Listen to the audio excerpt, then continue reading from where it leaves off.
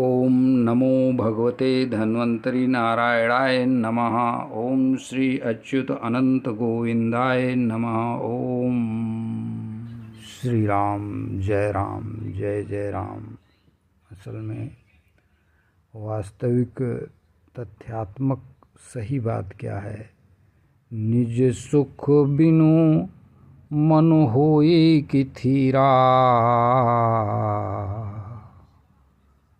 अर्थात बिना अपने सुख के मन स्थिर नहीं होता है। परस की होई बिहीन समीरा। और सुख जो है समाधिस्थ की अवस्था में है, मैंने जो समाधि का सुख। कौन समाधि? वो आजकल जो वो समाधि बनाते हैं लोग, वो समाधि की बात नहीं करता हूँ।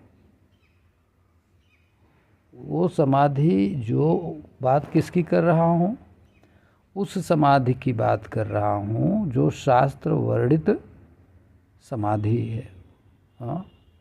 कौन समाधि? समाधिस्थस्य का भाषा स्थिर प्रज्ञ से दोच्यते। ये जो श्रीमद् भगवत गीता में इस श्लोक में या भगवत गीता में जहाँ कहीं भी समाधि का वर्णन हुआ है, नाम लिया गया है, उन सारी समाधियों की बात कर रहा हूँ।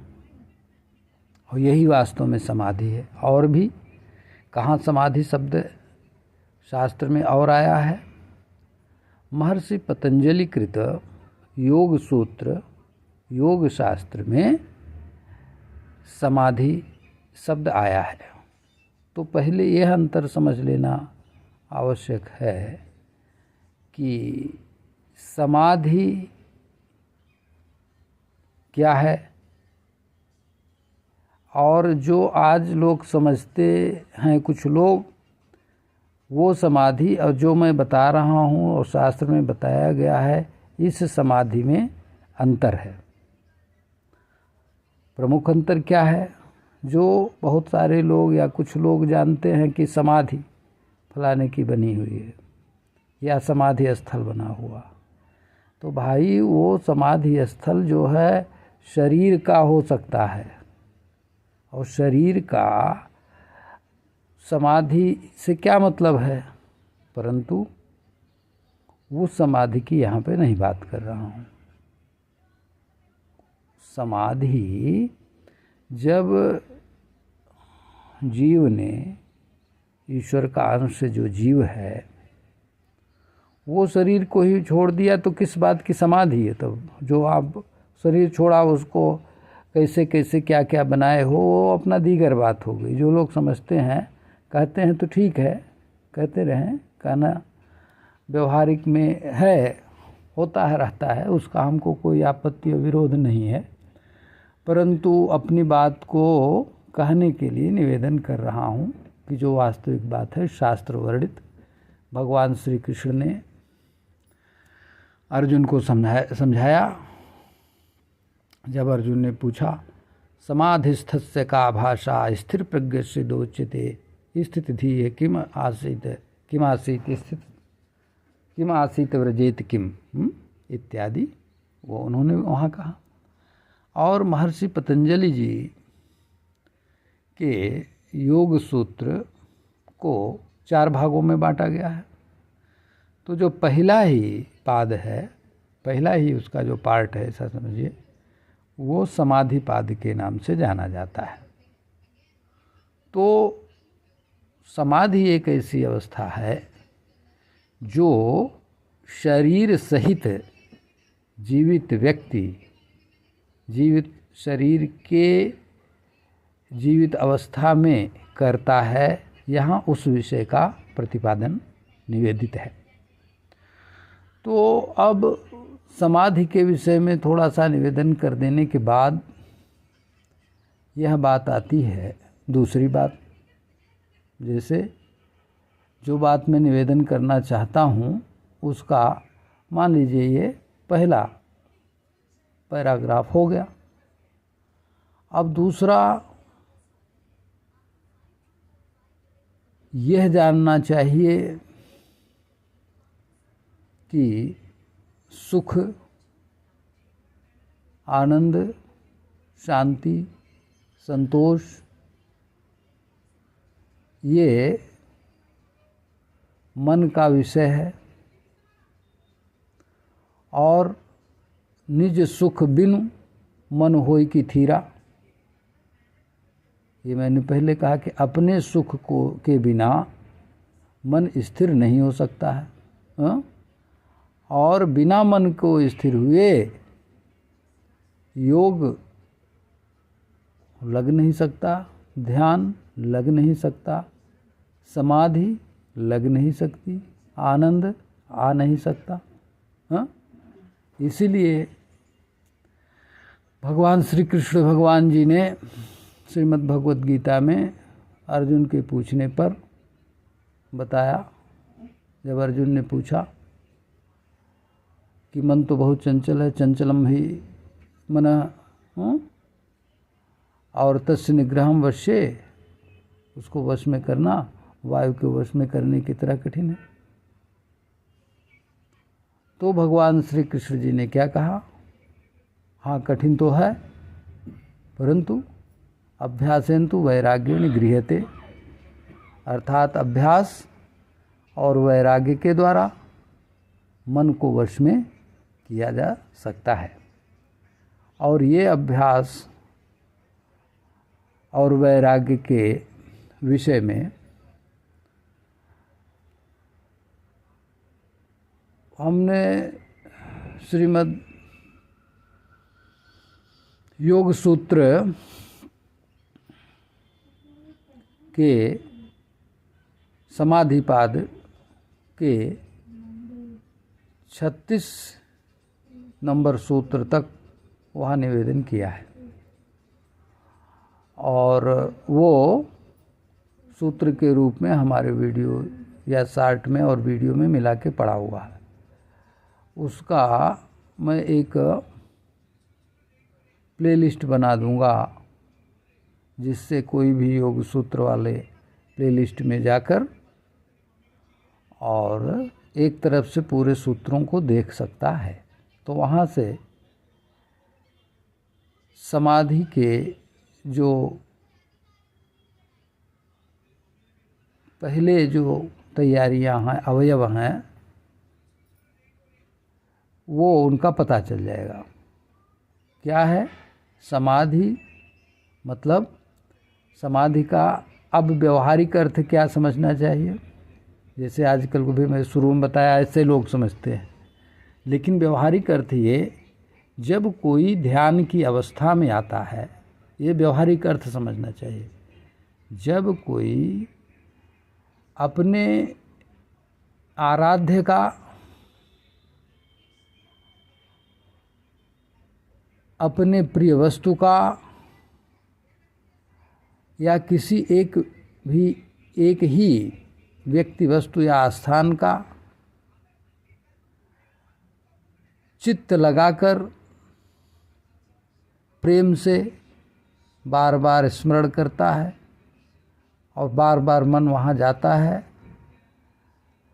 तो उस व्यक्ति को बहुत ही आनंद प्राप्त होने की स्थिति आ जाती है।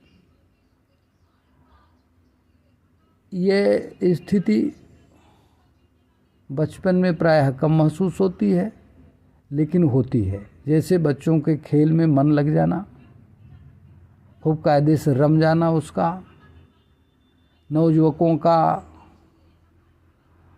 परस्पर विपरीत लिंग के लोगों से प्रेम हो जाना,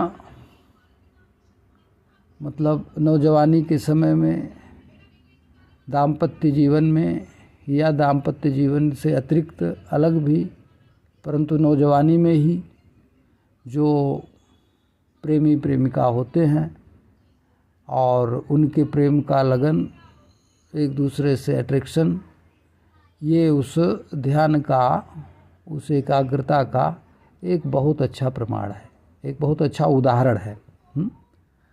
परंतु वो समाधि नहीं है, वो समाधि नहीं है, लेकिन मन की एकाग्रता, चित्त की एकाग्रता वो वास्तव में जरूर है। तो और अब बचपन की उदाहरण,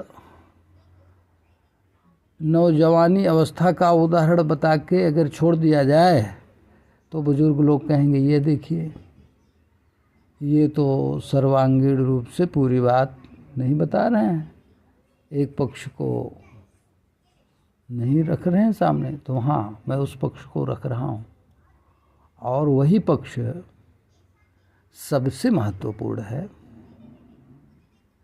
और वह पक्ष है जो प्रौढ़ लोग हैं। प्रौढ़ का मतलब, जो मान लीजिए, प्रौढ़ से मेरा तात्पर्य क्या है? तात्पर्य यह है कि जो व्यक्ति संतानोत्पत्ति वगैरह से थोड़ा सा निवृत्त हो लिए हैं, जैसे 50-55 साल से ऊपर प्रायः जो लोग चल रहे हैं, उन लोगों का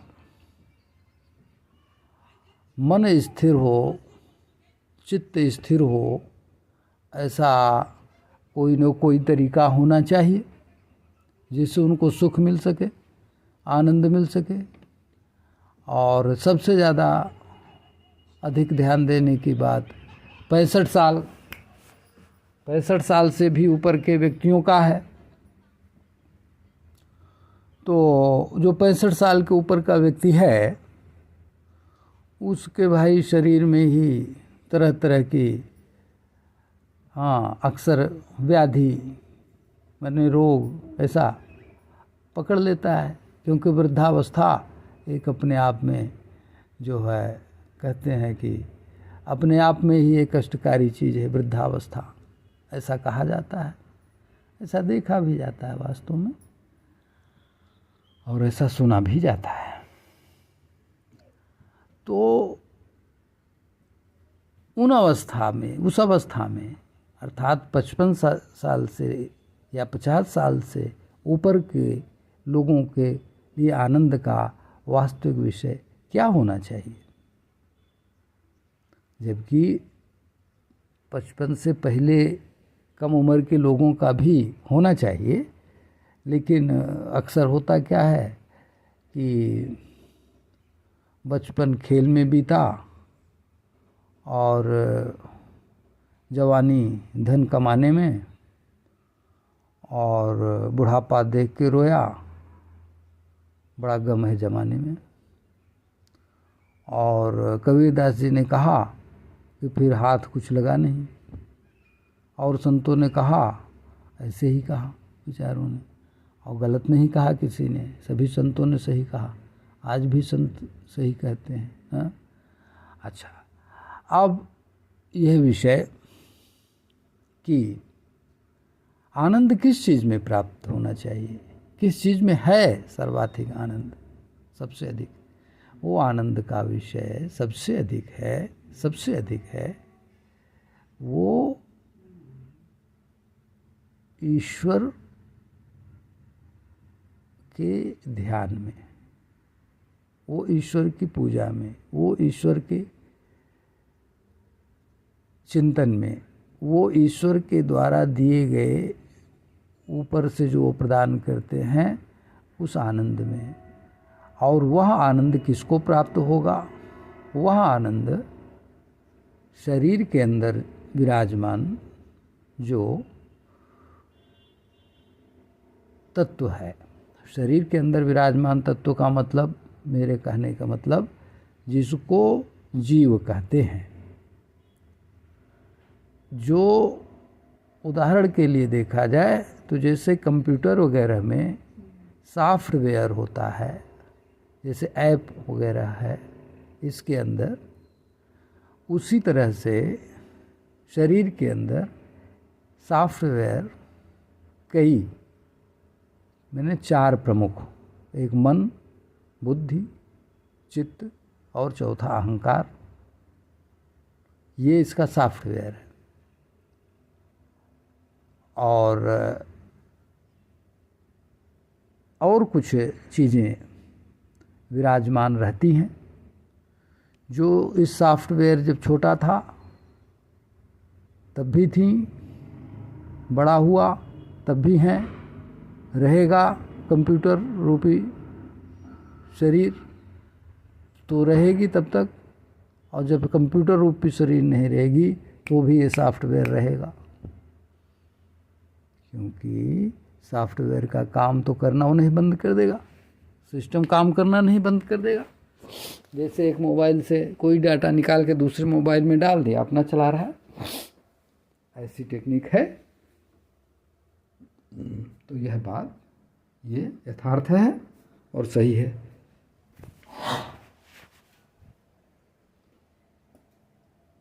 अब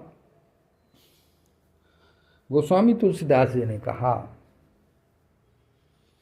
कि उन्होंने भी माना कि समाधि में सुख तो बहुत है। समाधि में जीवित अवस्था में जो ध्यान करते समय, जो मैंने ऊपर थोड़ा सा संकेत किया, जो आनंद प्राप्त होता है, शांति, सुकून और संतोष प्राप्त होता है, उसमें आनंद बहुत है, क्योंकि वो अपने अंदर से प्राप्त होता है और बाहर जो ब्रह्म तत्व, ईश्वर तत्व है, उसी का ध्यान करके एकत्व किया जाता है। अब एकत्व शब्द दो प्रमुख विश्व प्रसिद्ध ग्रंथों में आया हुआ है। एक एकत्व शब्द आया हुआ है श्रीमद् भगवद गीता में, एकत्वम कुरु, और दूसरा जो योग शास्त्र का सबसे प्रमुख ग्रंथ है महर्षि पतंजलि जी का योग सूत्र, उसमें भी आया एकत्व। तो एकत्व, अब एकत्व को क्या समझा जाए? एकत्व को क्या समझा जाए? एकत्व को यह समझा जाए कि विचार करते हुए कि जो शरीर के अंदर चेतन तत्व है एक, वह चेतन तत्व शरीर के बाहर विश्व ब्रह्मांड में फैला हुआ है। तो विश्व ब्रह्मांड में जो फैला हुआ आनंद तत्व, चेतन तत्व है, वो शरीर के अंदर भी मौजूद है और वह आनंदमय है, जिसको आनंद कंद और घन कहा गया। यानी बहुत अधिक मात्रा में जिसमें आनंद है, महर्षि पतंजलि ने कहा तत्र निरतिशय बीजम, मतलब वहाँ बहुत अधिक मात्रा में ईश्वर के अंदर वो है। तो ईश्वर या ब्रह्म, परमात्मा, इनके साथ एकत्व का अभ्यास करना, ये एकत्व शब्द से निरूपित है। अब एकत्व शब्द जबकि वास्तव में करना चाहिए, बहुत प्रामाणिक है और भगवान इससे प्रसन्न होते हैं और कहते हैं, भगवान श्री कृष्ण ने कहा है कि वह ज्ञानी व्यक्ति जो एकत्व कर लेता है वो मैं ही हूँ, मेरा ही स्वरूप है। ज्ञानी को अपना ही स्वरूप बताए। अच्छा, और जो मान लीजिए एकत्व नहीं करता या नहीं करना चाहता, ऐसे में उसकी क्या आनंद का स्रोत होगा? जो व्यक्ति चाहे महापुरुषों के द्वारा या गुरुओं के द्वारा उपदेशित होने पर या कहने पर कहता है नहीं भाई एकत्व नहीं करना है, और तो उसके लिए क्या व्यवस्था है?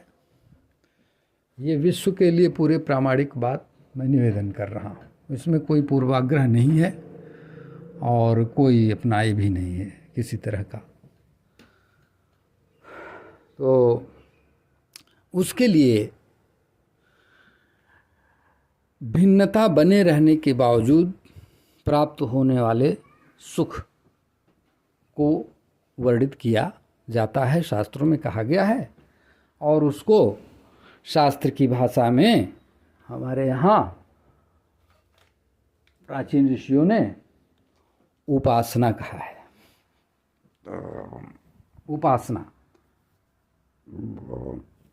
उपासना कहा है। अब उपासना शब्द क्या है? उपासना को लोग अक्सर पूजा कहते हैं, लेकिन हमको किसी शब्द में अंतर करने बैठेंगे तो समय ज़्यादा लगेगा, इसलिए अब डायरेक्ट बातों को करते हैं। उपासना शब्द है निकटता। अच्छा, अब प्रश्न है, एक पहले आया था एकत्व, माने स्वयं एक हो जाना, तो आनंदमय वो है, तो अपना आनंदमय व्यक्ति के अंदर जो पॉइंट है वो पूरे यूनिवर्स से एकत्व हो गया, यूनिवर्स से बाहर भी एकत्व हो गया।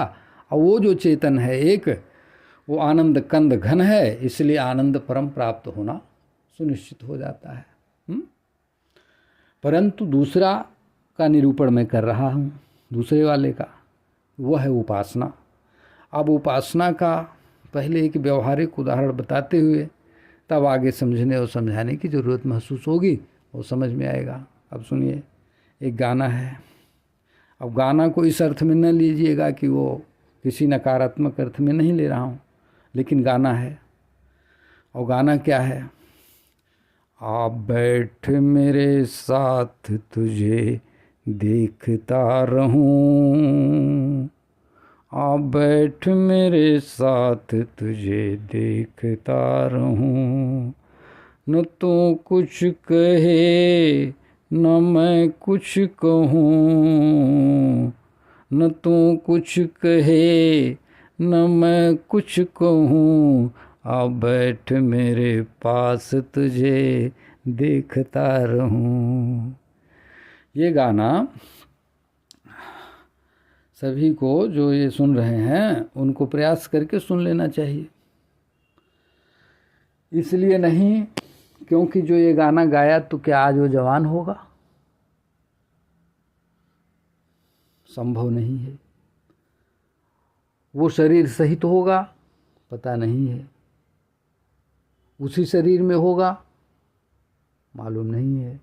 अच्छा, लेकिन ये बात सही है कि भाव बहुत सटीक था और हमेशा हमेशा के लिए याद किया जाता रहेगा। अब उसने बनाया एक गाना, एक फिल्म बनाया, और हम लोग ये भी जरा भी न देखें तो हम लोग क्या कहे जाएंगे? कृपण, कंजूस। तो वो देखा, तो उसमें देखने से क्या लगता है कि एक व्यक्ति जो किसी से ज़्यादा प्रेम करता है, उसको सबसे ज़्यादा संतुष्टि किस बात से मिलती है कि उसका प्रेमास्पद परस्पर, माने एक का प्रेमी एक की प्रेम का जो भी हो, वो खाली पास बैठे रहे, उसको देखता रहे, टुकुर टुकुर टुकुर। अब टुकुर देखता रहे कि एकाग्र देखता रहे, वो तो देखने वाला जाने, अपना लोगों का हिसाब किताब जाने, परंतु ये है। तो निकटता को उपासना कहते हैं। किसी के निकट होना मतलब। अच्छा, अब यहाँ जो अपने से श्रेष्ठ परंतु आनंद तत्व के निकट होना, ये उपासना शब्द के अंतर्गत आता है। तो ये उपासना कैसे होती है?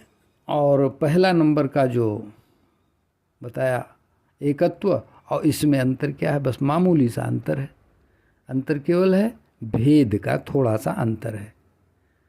हाँ, जैसे महाराज दशरथ जी भगवान श्री रामचंद्र जी के पिता हैं, हाँ, और उन्होंने भक्ति अपनाया, तो भक्ति अपनाया तो निकटता एकदम नज़दीक से हो गई, कायदे से, माने सट कर भी और थोड़ी दूरी बनाकर भी, माने स्पर्श से भी, और जितना उचित दूरी समझे उतना बनाकर अपने इच्छा अनुसार।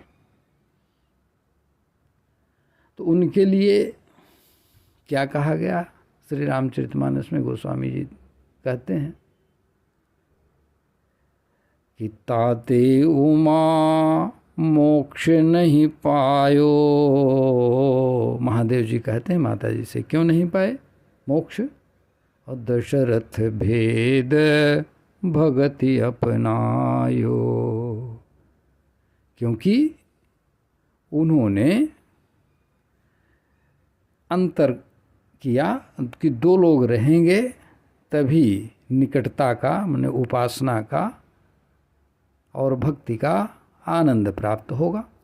अब यही दो चीज़ें हैं, एक एकत्व माने ज्ञान तत्व और दूसरा हुआ भक्ति, परंतु दोनों का एक चीज़ कॉमन है और वो है आनंद की प्राप्ति। अच्छा, अब इन दोनों ही बातों में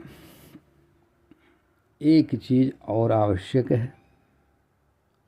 वो आवश्यक क्या है? वो आवश्यक है कि शरीर स्वस्थ रहना। जब शरीर स्वस्थ हो और व्यक्ति जो हो संभाले, या जो नया है नहीं जानता कुछ, वो इस वीडियो को सुन लिया और उसके बाद से अभी से ये प्रयास कर देना चाहिए कि हाँ हमको चाहिए, जिसके लिए कोई फीस नहीं लगनी है, कोई पैसा नहीं लगना है और वो जीवन को सफल बना देने वाली है। उसको जो व्यक्ति नहीं सुना अभी तक, नहीं किसी ने बताया, नहीं जाना, तो भगवान ने जो बुद्धि विवेक दिया है वो उसको अभी से शुरू कर देना चाहिए। क्या यह कि सबसे पहले प्रयास करना चाहिए कि शरीर स्वस्थ रहे।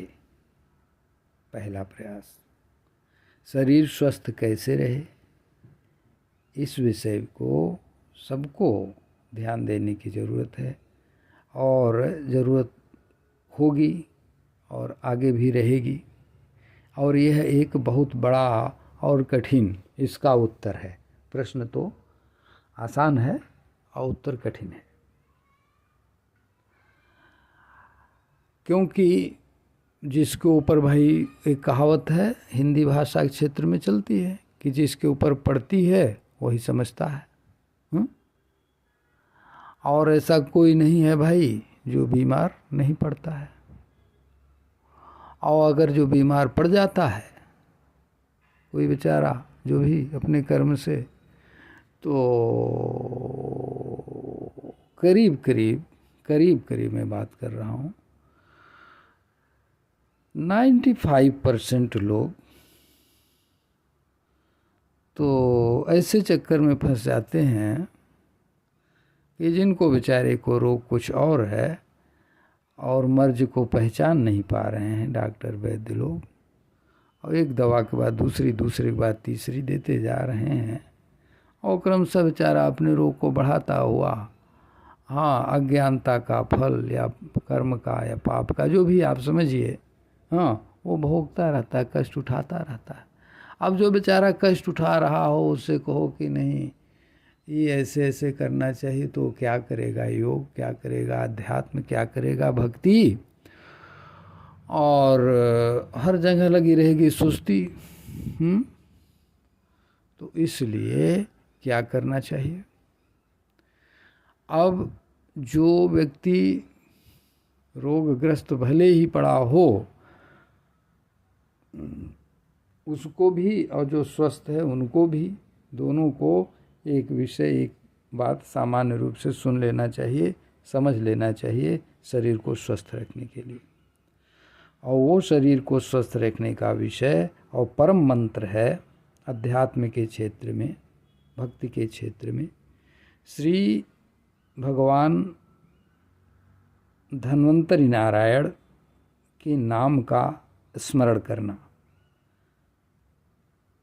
श्री अच्युत अनंत गोविंदाय नमः या ओम नमो भगवते धन्वंतरी नारायणाय नमः। सुनने में, देखने में ऐसे यूँ तो बहुत ऐसा लगता है कि क्या असर करेगा, लेकिन इसका असर अमोघ है।